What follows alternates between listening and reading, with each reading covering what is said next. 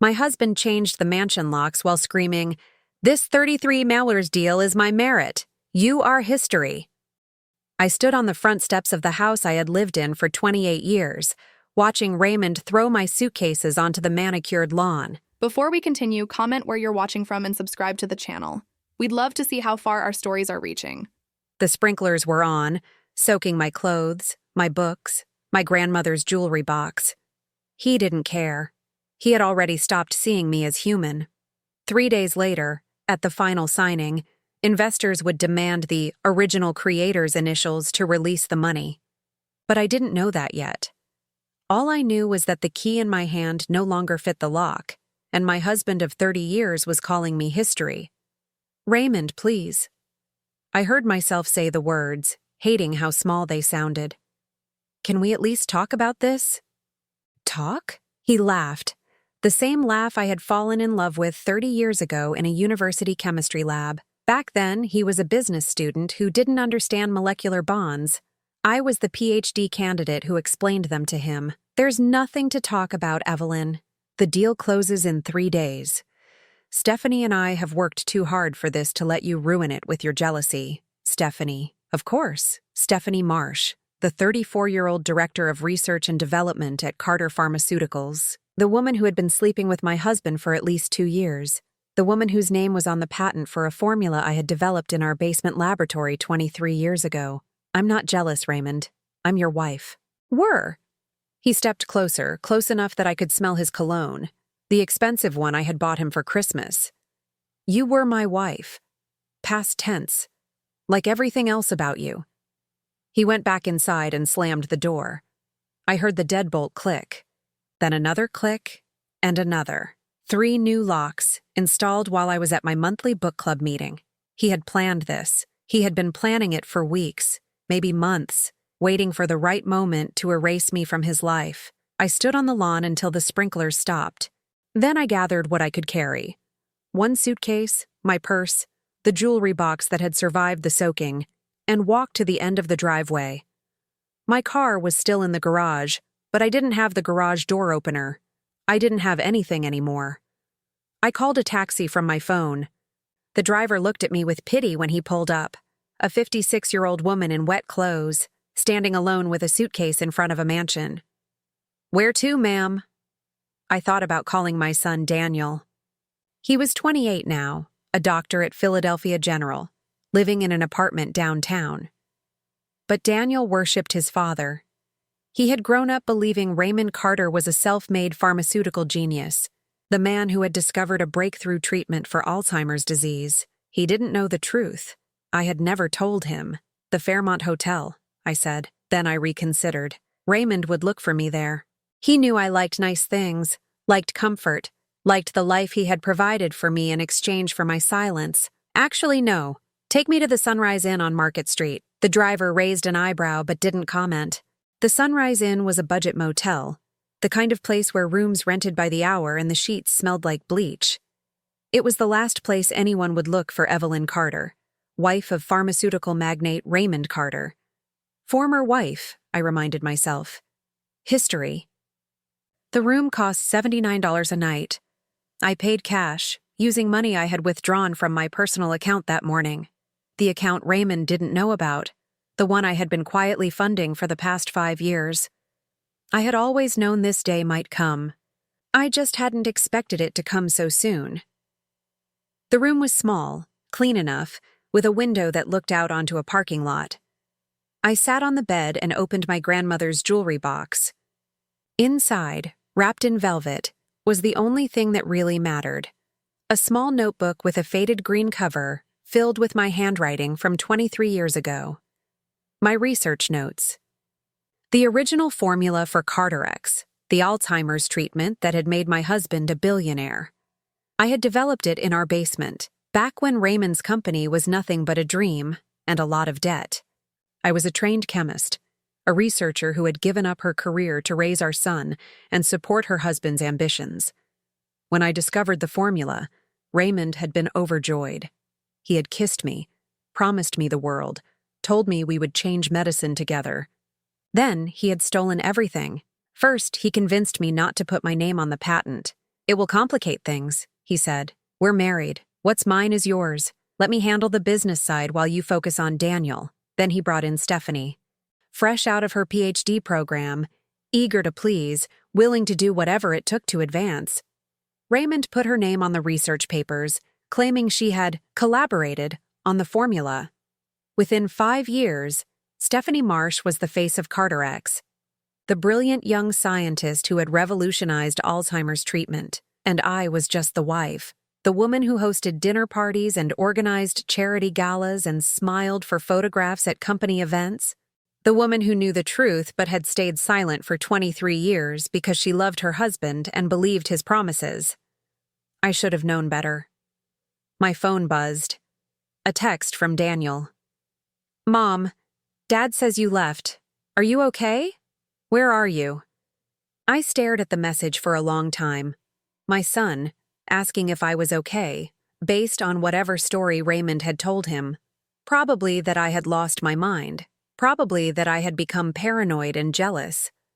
Probably that I had left voluntarily, unable to handle the stress of the upcoming deal. I typed back, I'm fine. Just need some time alone. I'll call you soon. Another text, almost immediately. Dad's worried about you. He says you've been acting strange lately. Maybe you should see someone. Raymond's worried about me. Of course he was. Raymond was always worried. About his image, his reputation, his $33 million deal. Not about me. Never about me. I turned off my phone and lay down on the motel bed. The ceiling had a water stain in the shape of a heart, cracked down the middle. I stared at it until my eyes burned, refusing to cry. 23 years. I had given him 23 years of silence, and this was how he repaid me. Locked out of my own home. Called history.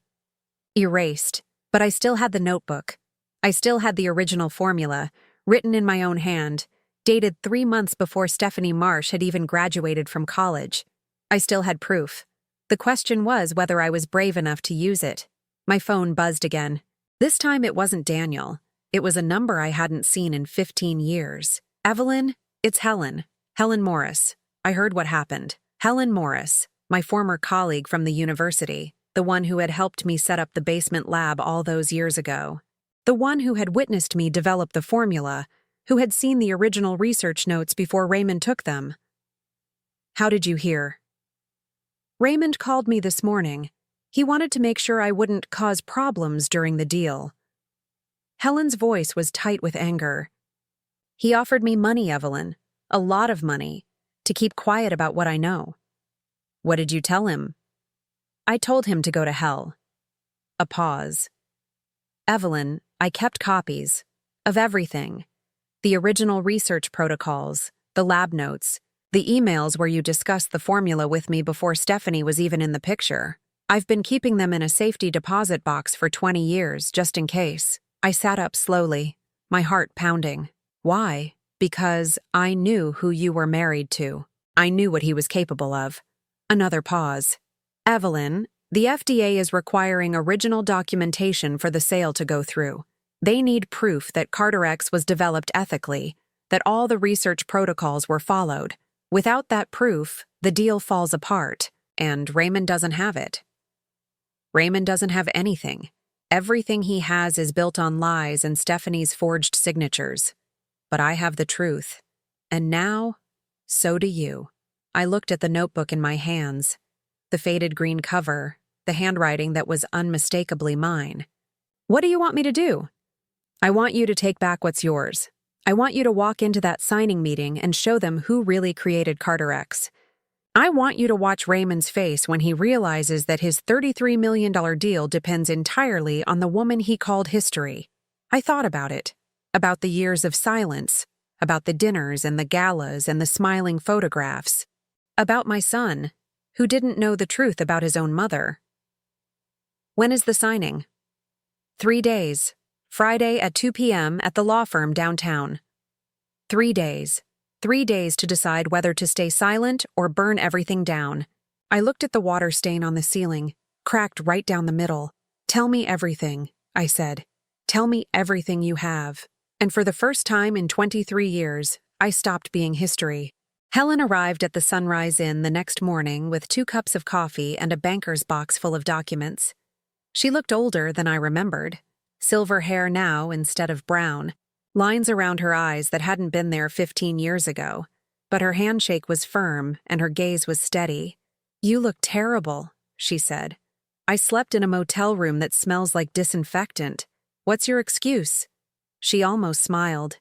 "I spent all night making copies of copies, just in case Raymond gets any ideas about destroying evidence." We spread the documents across the motel bed. Research protocols dated 23 years ago, with my signature on every page. Lab notebooks filled with my handwriting, documenting every experiment, every failure, every breakthrough. Email printouts showing conversations between Helen and me about molecular structures and dosing trials. Time-stamped months before Stephanie Marsh had even applied to graduate school. "This is everything?" I asked. "Everything I could find. There might be more in the university archives, but those would take time to access." Helen pulled out a thick folder. "This is the important one. The original patent application." I opened it. There, on the first page, was my name, Dr. Evelyn Carter, listed as the sole inventor of the compound that would become Carter-X.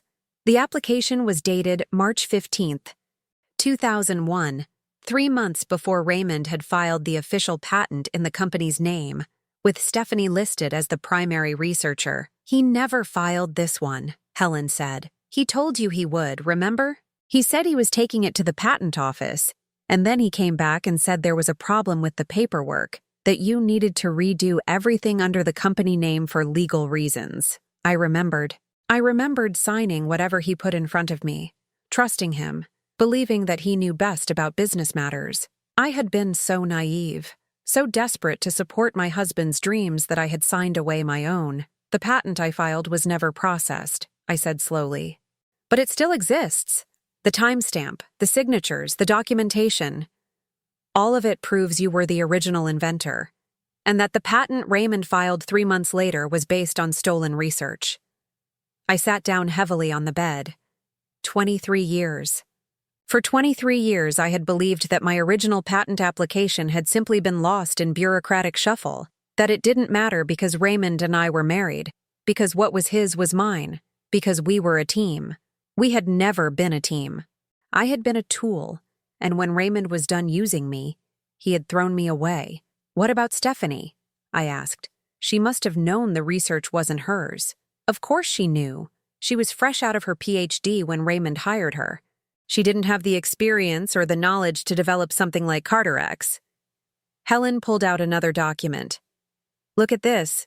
It's an email from Stephanie to Raymond, dated 6 months after she joined the company." I read it. The language was careful, professional, but the meaning was clear.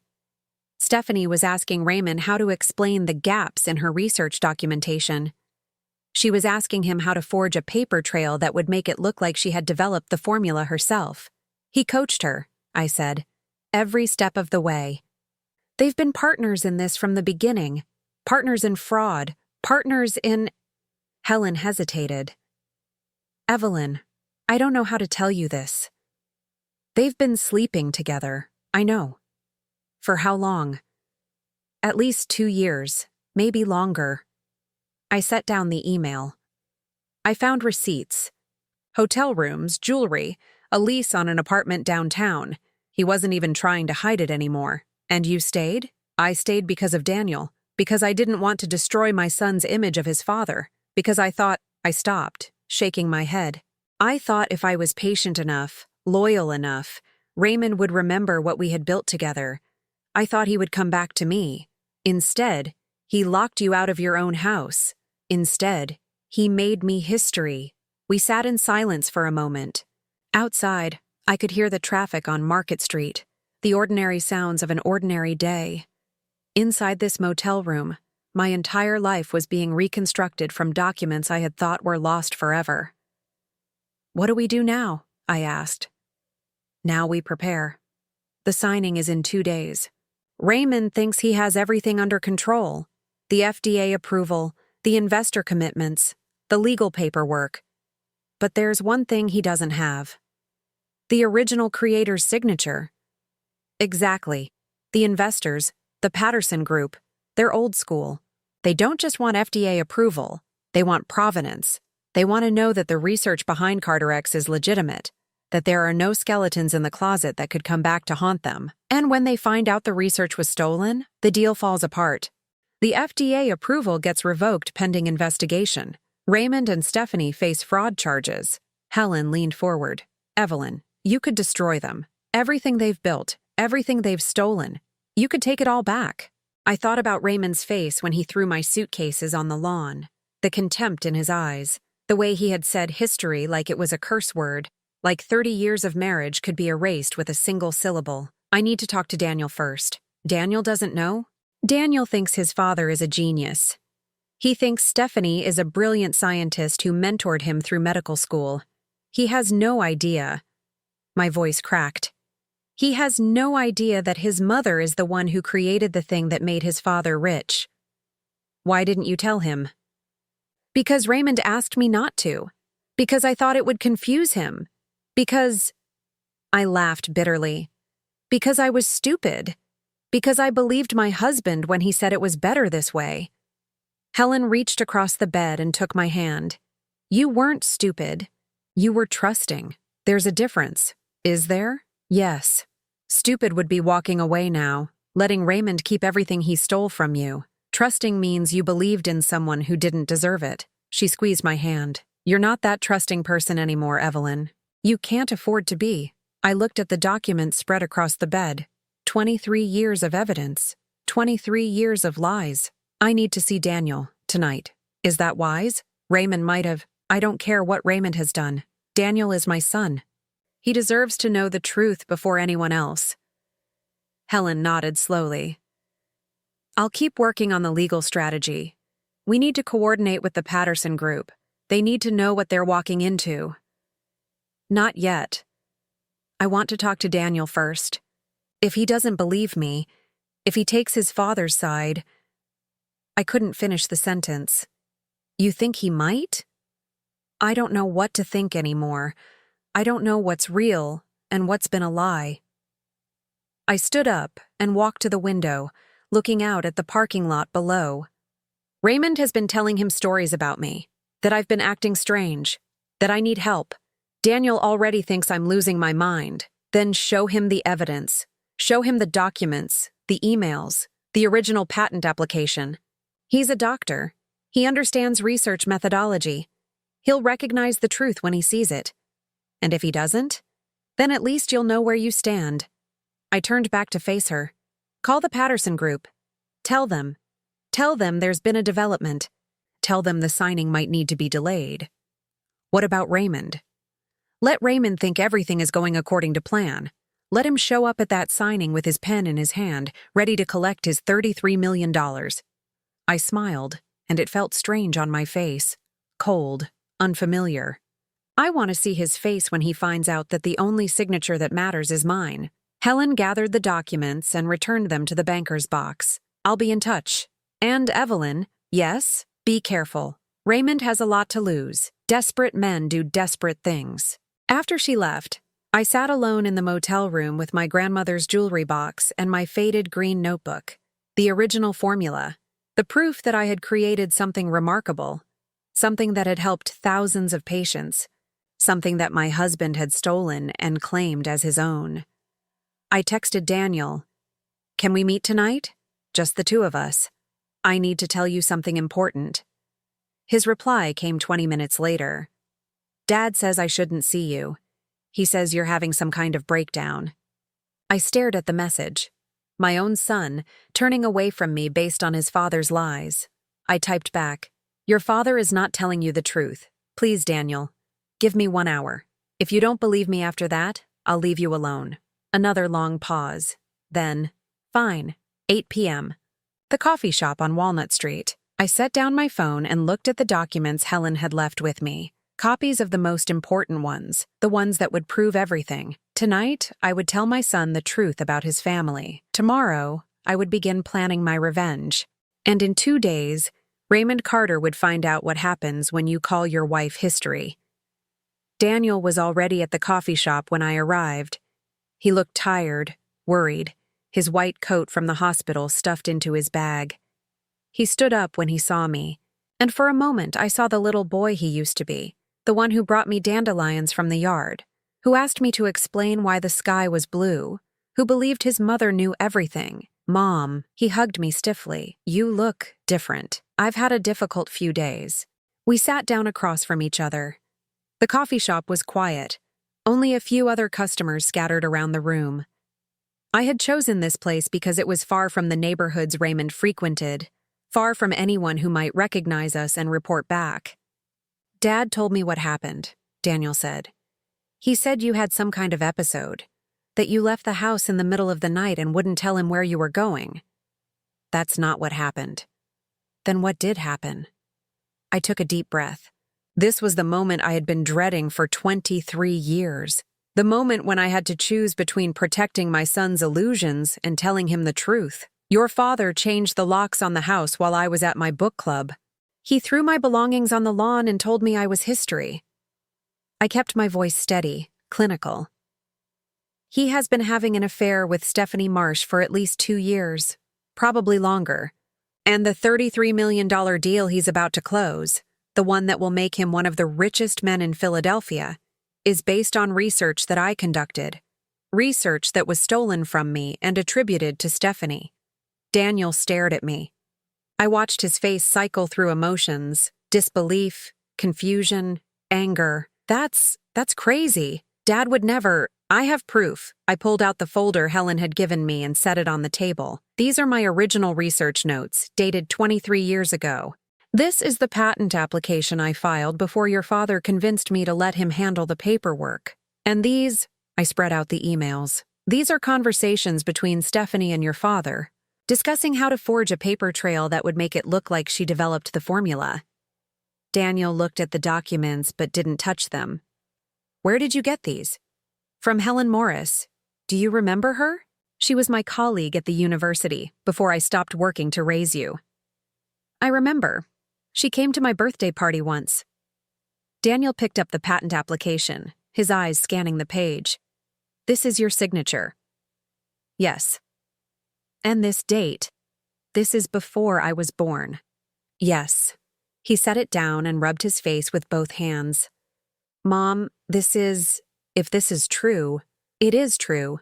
Every word of it. Then Dad. He couldn't finish the sentence. Your father stole my research. He gave credit to his mistress. He built a pharmaceutical empire on a foundation of lies. I leaned forward. And 3 days ago, when I asked him if we could talk about our marriage, he threw me out of my own home and told me I was history. Daniel was quiet for a long moment. I watched him struggle, watched him try to reconcile the father he thought he knew with the evidence in front of him. Why didn't you tell me before? Because I believed your father when he said it was better this way. Because I didn't want to destroy your relationship with him. Because I stopped, choosing my words carefully. Because I was afraid. Afraid that if I spoke up, no one would believe me. Afraid that I would lose everything. My marriage, my home, my son. You thought I wouldn't believe you? I thought you loved your father. I thought you would take his side. Mom. Daniel reached across the table and took my hand. You're my mother. I love Dad, but if what you're saying is true, it is true. I have 23 years of documentation to prove it. Then we need to do something. We need to... He paused, thinking. The signing is in 2 days. The Patterson Group is buying the company. If they find out the research was stolen, the deal falls apart. The FDA approval gets reviewed. Your father and Stephanie face fraud charges. Is that what you want? To destroy him? I thought about the question. About Raymond's face when he threw my suitcases on the lawn. About Stephanie's name on research papers I had written. About 30 years of marriage, reduced to a single word. History. I want what's mine. My name on the research I conducted. Recognition for the work I did. And yes, if that means destroying your father's empire of lies, then so be it. Daniel nodded slowly. What do you need me to do? I need you to make a choice. I'm going to walk into that signing meeting on Friday and tell them the truth.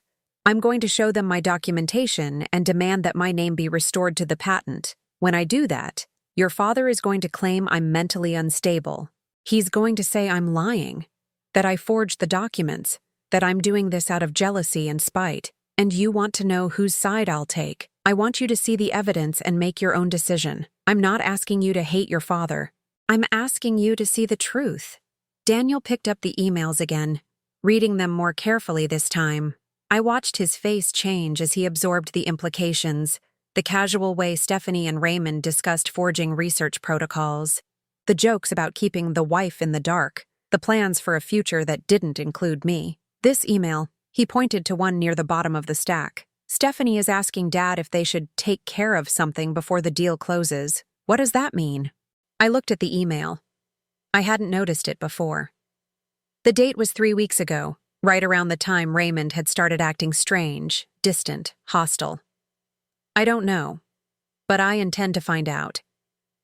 Daniel set down the papers and looked at me with new eyes. Mom, I'm sorry. I'm sorry I believed Dad when he said you were having problems. I'm sorry I didn't ask more questions. You didn't know. How could you? I should have known. I should have. He shook his head. All those years, you stayed home while Dad built his company. I thought you wanted to be a housewife. I didn't know you had a career. I didn't know you were a scientist. I was a lot of things before I became your father's wife. A researcher, a chemist, a person with ambitions of my own. I smiled sadly. But I gave all that up because I loved him, because I believed we were building something together. And instead he was stealing from you. Yes. Daniel stood up abruptly, pacing to the window and back. What happens after Friday? If you expose him, if the deal falls apart, what happens to us? To the family? I don't know. I haven't thought that far ahead. Mom, this could destroy everything. Dad's reputation, the company, He stopped. Your what? My trust fund, my inheritance. Everything Dad promised me. He looked ashamed even as he said it. I know that sounds selfish. It sounds honest. And honesty is something this family has been lacking for a very long time. I stood up and walked to him. Daniel, I'm not doing this to hurt you. I'm doing this because I spent 23 years being invisible and I can't do it anymore. I need my name back. I need my identity back. I need to be something more than Raymond Carter's former wife. I understand. He turned to face me. I'll be at the signing on Friday. As your father's ally? Or mine? As your son, whatever that means. We hugged, properly this time, not the stiff embrace from earlier. I felt his tears on my shoulder and my own running down my cheeks. One more thing, I said as we pulled apart. That email you noticed, the one about taking care of something.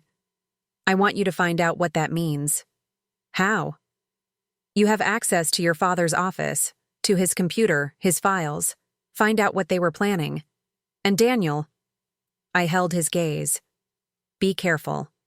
Your father is not the man you thought he was. He's capable of things neither of us want to imagine. Daniel nodded.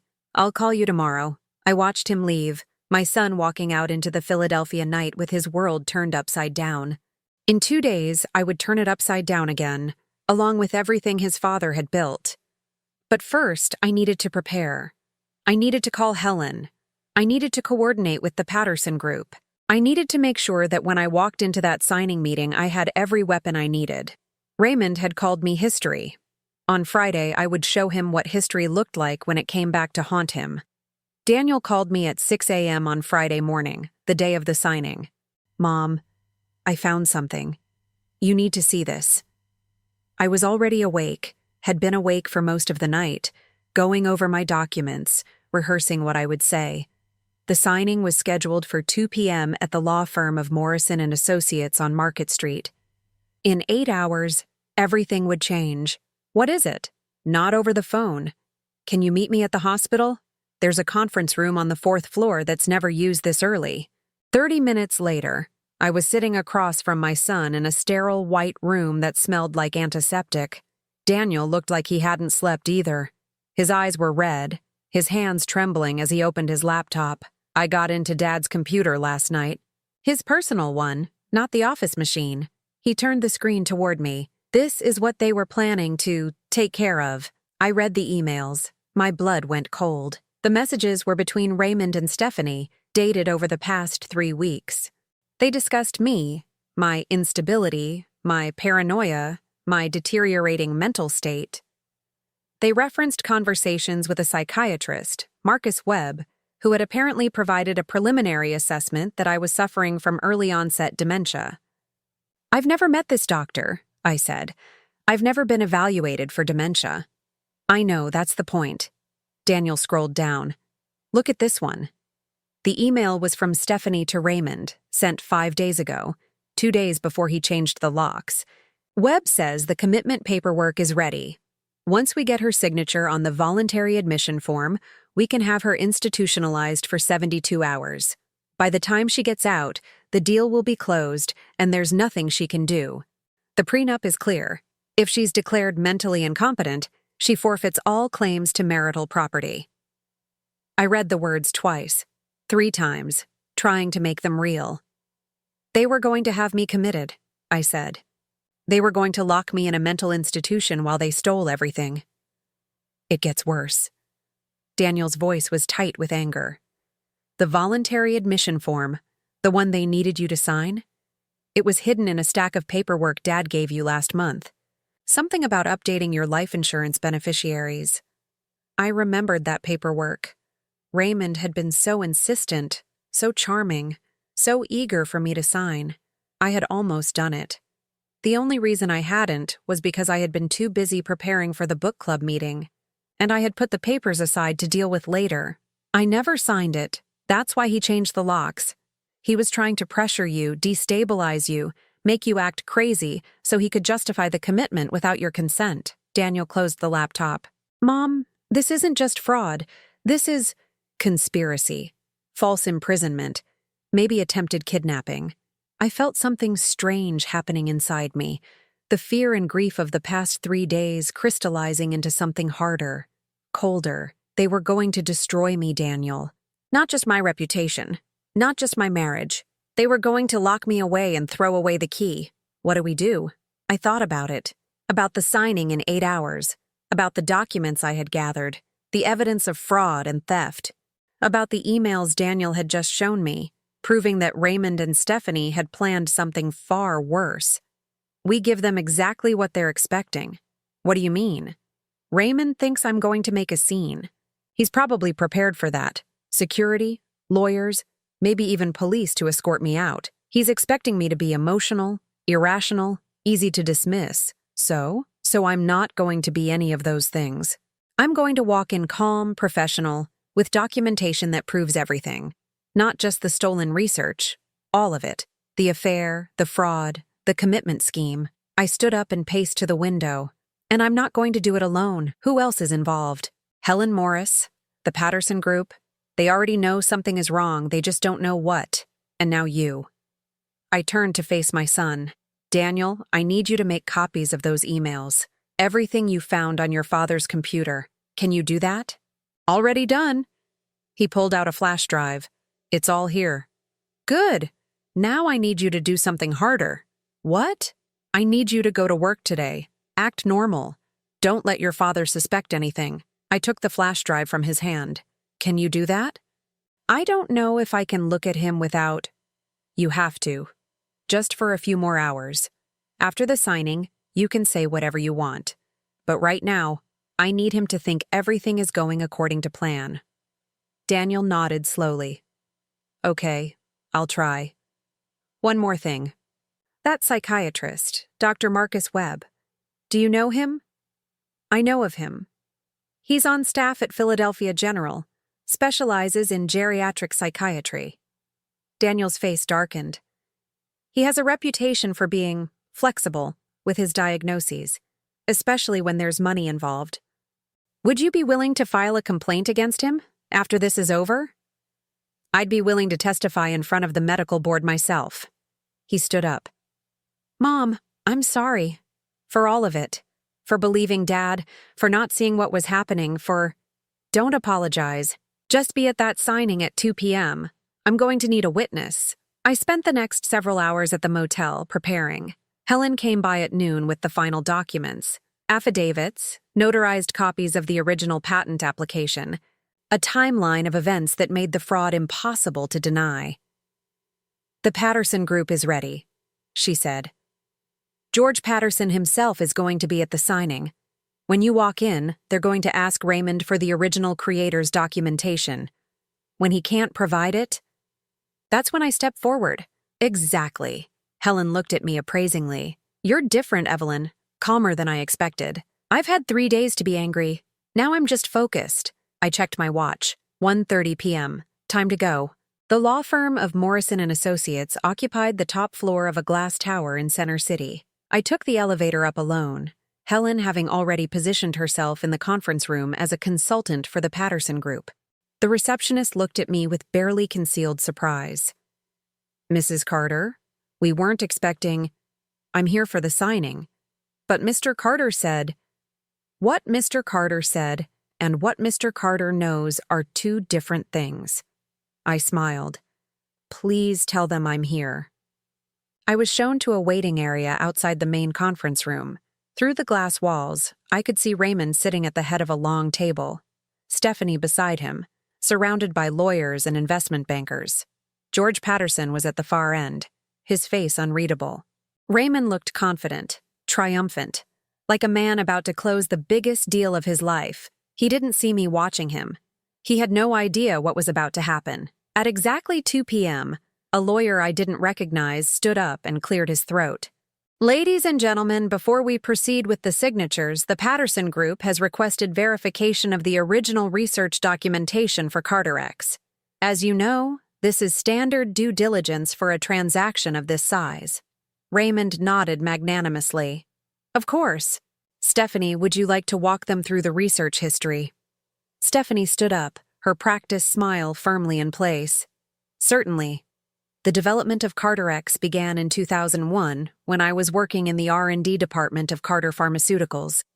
"Actually," George Patterson interrupted, "we're not interested in the company's version of events. We've engaged our own experts to review the provenance of the formula, and they've raised some concerns." Raymond's smile flickered. "Concerns? What kind of concerns?" "Concerns about the original creator." Patterson looked toward the door. "Morris, would you please bring in the documentation we discussed?" Helen walked in, her banker's box under her arm. Behind her came Daniel, his face pale but determined. And then, as everyone turned to look, I walked through the door. Raymond's face went white. Stephanie grabbed his arm. The lawyers began murmuring among themselves. "What is she doing here?" Raymond's voice came out strangled. "Security—" "Carter." Patterson's voice was cold. "Mrs. Carter is here at my invitation. As the original creator of the Carter-X formula, her presence is essential for this transaction to proceed." Raymond stood up, his chair scraping against the floor. "That's absurd. My wife has nothing to do with— She's not a scientist. She's never—" "Perhaps you should look at these documents," I said quietly. I set my folder on the table and opened it. Patent application dated March 15, 2001. Sole inventor, Dr. Evelyn Carter. Research protocols, lab notebooks, email correspondence, all dated months before Ms. Marsh joined the company. Stephanie was shaking her head. "That's impossible. Those documents are forged. She's lying."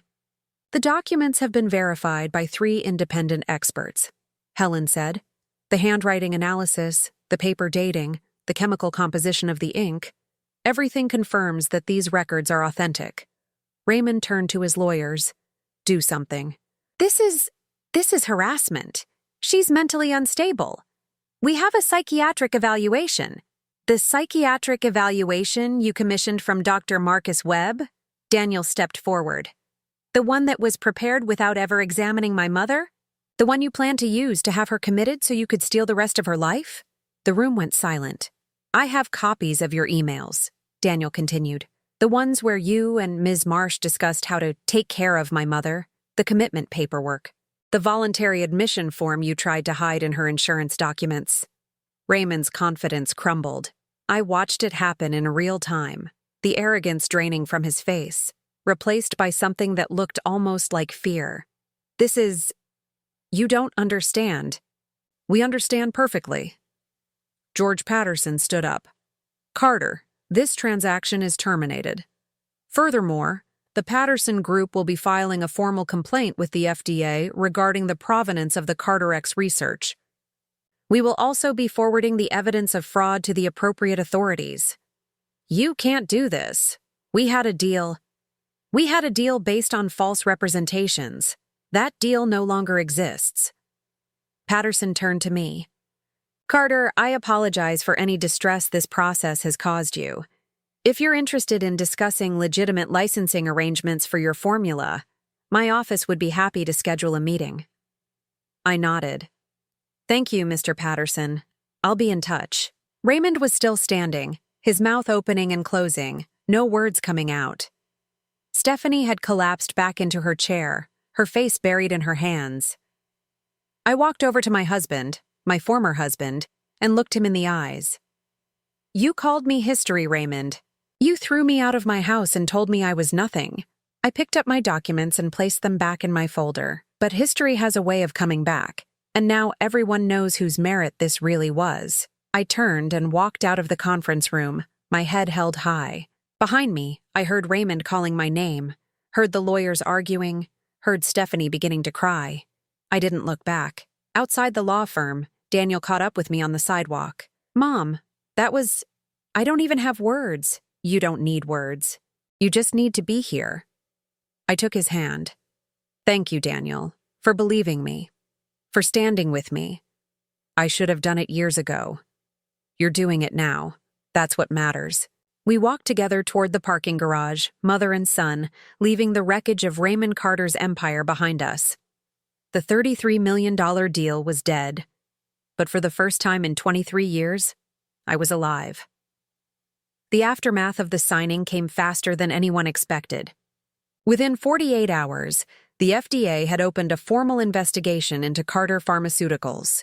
Stephanie Marsh was suspended pending review of her research credentials. Raymond was removed as CEO by the board of directors, his own company turning against him the moment they smelled blood in the water. I watched it all from a suite at the Ritz-Carlton, a significant upgrade from the Sunrise Inn. The Patterson Group had insisted on covering my accommodations while we discussed potential business arrangements.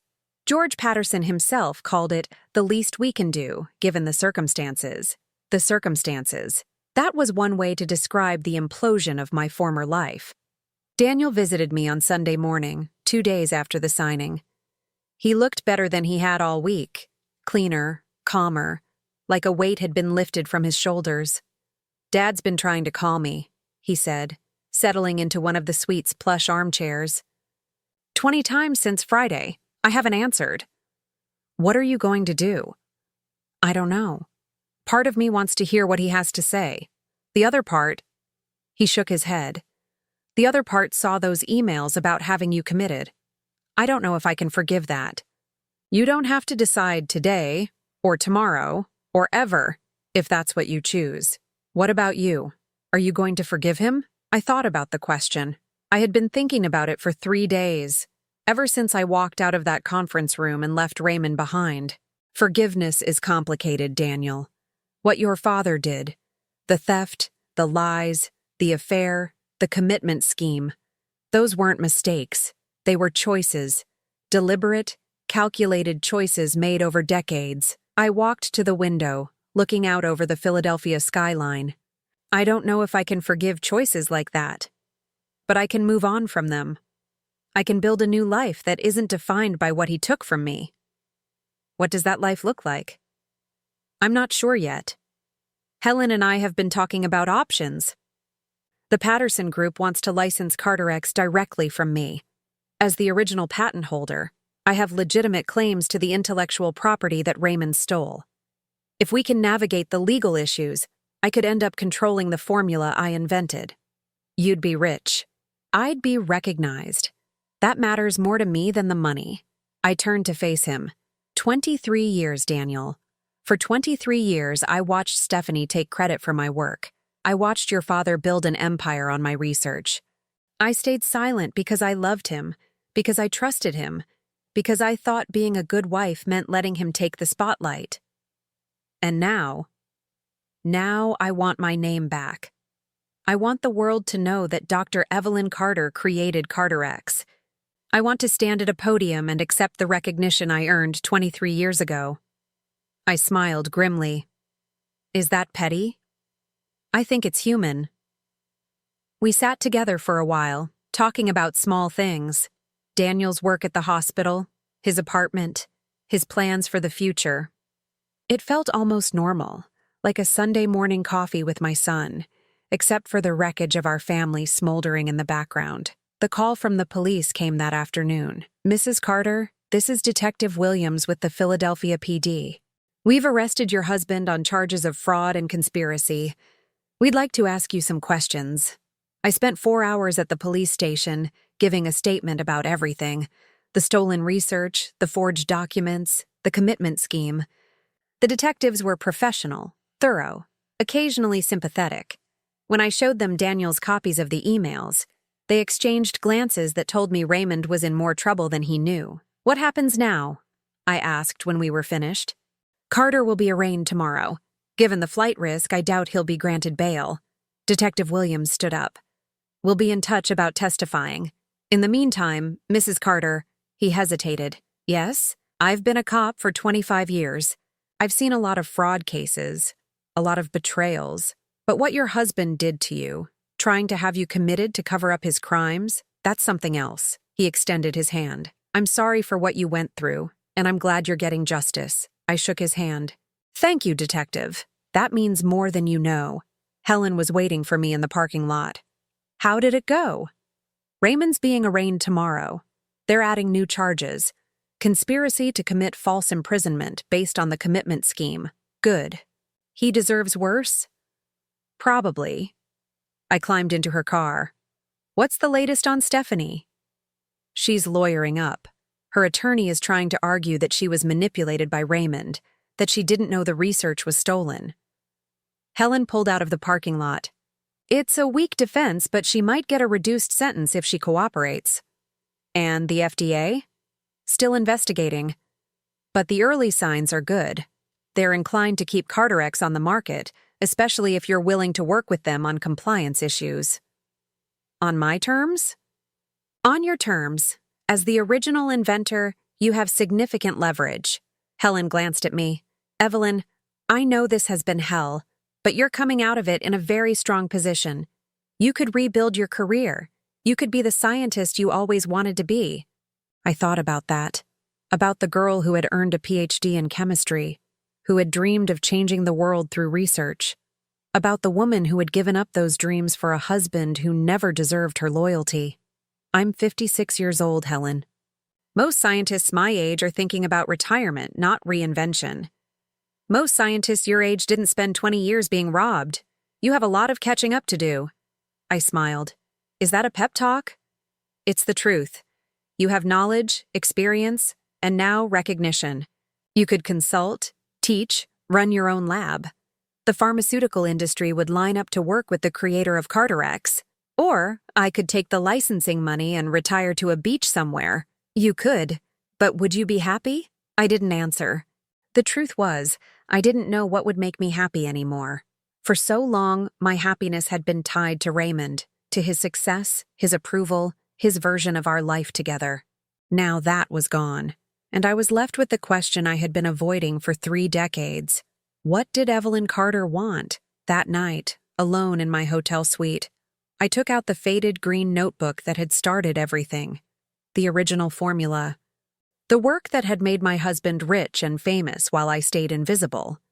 I read through the notes, seeing my younger self in every equation, every hypothesis, every carefully documented experiment. This was who I had been before Raymond. This was who I could be again. My phone rang. Daniel. Mom, I just heard. They arrested Stephanie, too. What charges? Fraud, conspiracy, falsifying research records. They're saying she could face 10 years. How do you feel about that? A long pause. I don't know. She was nice to me, you know. When I was in medical school, she helped me with my research papers. I thought she was. He stopped. You thought she was a mentor? Yeah. And all that time she was sleeping with Dad and taking credit for your work. Another pause. How do you do it, Mom? How do you trust anyone after something like this? I don't know if you do. Not completely. But you learn to recognize the warning signs. You learn to trust yourself first. And let other people earn the rest. Is that what you're going to do? Trust yourself? I looked at the notebook in my hand. At the formula that had changed everything. I'm going to try. That's all any of us can do. After we hung up, I sat at the desk and began to write. Not research notes, something else. A plan. A list of everything I wanted to accomplish now that I was finally free. The list was longer than I expected. And for the first time in 23 years, every item on it was about me. 6 months later, I stood at a podium in the grand ballroom of the Philadelphia Convention Center, accepting the Lifetime Achievement Award from the American Chemical Society. The audience was filled with scientists, researchers, industry leaders, people who had spent their careers pushing the boundaries of human knowledge, and they were all applauding for me. Evelyn Carter, the presenter had said, is a reminder that truth has a way of emerging, even when powerful forces try to suppress it. Her work on the Carter-X formula has helped millions of Alzheimer's patients and their families. Today, we honor not just her scientific achievement, but her courage in reclaiming her legacy. I looked out at the crowd. In the front row, Daniel sat beside Helen, both of them beaming. Behind them, I saw colleagues from the university where I had just accepted a position as a research professor. Around them, representatives from 3 pharmaceutical companies who were competing to license my next project. My next project. The words still felt strange, like a language I was relearning after years of silence. Thank you, I said into the microphone. 23 years ago, I made a discovery that I believed would change the world.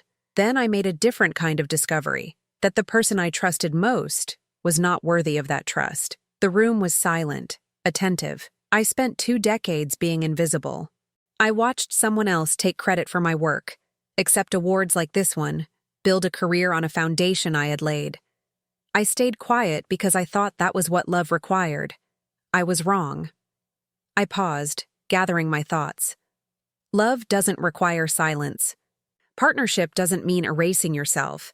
And no relationship, no matter how long, how deep, how seemingly secure, is worth losing yourself for. I looked at Daniel. I'm grateful that my son helped me remember who I was. I'm grateful for friends who kept records when I had given up keeping my own. And I'm grateful for the chance to stand here today, not as Raymond Carter's wife, but as Dr. Evelyn Carter, chemist, researcher, and creator of Carter-X. The applause that followed was thunderous. After the ceremony, Daniel found me in the reception area, surrounded by well-wishers.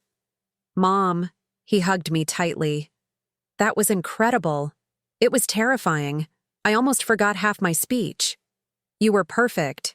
He pulled back, his eyes bright. Dad saw it, you know. The ceremony was live-streamed. Someone told me he watched the whole thing from his prison cell. Raymond had been sentenced 3 months ago, 12 years for fraud, conspiracy, and attempted false imprisonment. Stephanie had gotten 8 years in exchange for her testimony against him. Both of them were currently in federal facilities, their empires reduced to concrete walls and supervised visitation. How does that make you feel? I asked Daniel. Complicated. He's still my father. Part of me. He shook his head. Part of me wishes things had been different, that he had been the man I thought he was. I know, I wish that too sometimes. But then I remember what he did to you, what he was planning to do. And I think... He stopped, choosing his words carefully. I think some people choose their path so completely that there's no going back. Dad made those choices. He has to live with them. And what about us? We made different choices, better ones. He smiled. We chose each other. Helen joined us, champagne glass in hand. Carter, the Dean of Sciences from Princeton, wants to meet you. Something about a collaborative research initiative. Tell him I'll be there in 5 minutes. I turned back to Daniel. Dinner tomorrow? I want to hear about your new position at the hospital. It's a date. I watched him walk away, my son, the one good thing that had come from my marriage to Raymond. He had chosen to stand with me when it would have been easier to look away. He had risked his relationship with his father to do the right thing. Whatever else happened, I would always have that. The rest of the evening passed in a blur of conversations, introductions, and opportunities. By the time I returned to my apartment, a modest but elegant place in Rittenhouse Square, purchased with my own money, I was exhausted but exhilarated. I sat by the window, looking out at the city lights, thinking about everything that had changed in 6 months. Raymond's mansion had been sold to pay legal fees and restitution. The proceeds from Carter X had been frozen pending litigation, with a significant portion eventually awarded to me as the rightful inventor. Carter Pharmaceuticals had been acquired by a larger company, its name erased from the industry it had once dominated, and I had emerged from the wreckage with something I hadn't expected, a future. The university position came with a lab, graduate students, funding for research. The licensing deals provided financial security I had never known, even during my years as Raymond's wife. And the recognition, the awards, the interviews, the invitations to speak at conferences around the world had given me something money couldn't buy: vindication. My phone buzzed. A text from Helen. NYT wants to do a profile piece, full page, Sunday edition. Interested? I typed back, tell them yes. The story would be told again, the betrayal, the stolen research, the dramatic confrontation at the signing. I had told it so many times now that it had started to feel like someone else's life. Maybe that was healthy. Maybe that was what healing looked like. But there was one part of the story I kept private. One moment I didn't share in interviews or acceptance speeches. It was the moment I had walked into that conference room and seen Raymond's face. The arrogance draining away, replaced by shock, then fear, then something that looked almost like grief. In that moment, I had seen him clearly for the first time in 30 years. Not the brilliant businessman, not the loving husband, not even the cruel manipulator. Just a man who had built his life on lies and was watching it all crumble. I didn't feel triumph in that moment. I didn't feel satisfaction or revenge or any of the things I had expected to feel. I just felt sad. Sad for the man he could have been, the life we could have had, the partnership that had never really existed. But sadness wasn't the same as regret. I didn't regret walking into that room. I didn't regret exposing the truth. I didn't regret reclaiming my name, my work, my identity. I regretted staying silent for so long. I regretted trusting someone who didn't deserve it. I regretted the years I had lost to invisibility. But those regrets were behind me now. The future was something else entirely. I picked up the faded green notebook from my desk, the same notebook I had carried from the motel to the law firm to this apartment. The original formula was still there, but I had added new pages, new ideas, new hypotheses, new directions for research. The work that Raymond had stolen was just the beginning. There was so much more I wanted to discover, so much more I wanted to create. 23 years of silence had given me time to think, to dream, to imagine possibilities I had never pursued. Now, I had the chance to pursue them all. I opened the notebook and began to write. Outside, the city hummed with life, millions of people going about their business, unaware that one of them was finally getting the chance to be who she had always been meant to be. Evelyn Carter, chemist, researcher, creator of Carter X, not history, future.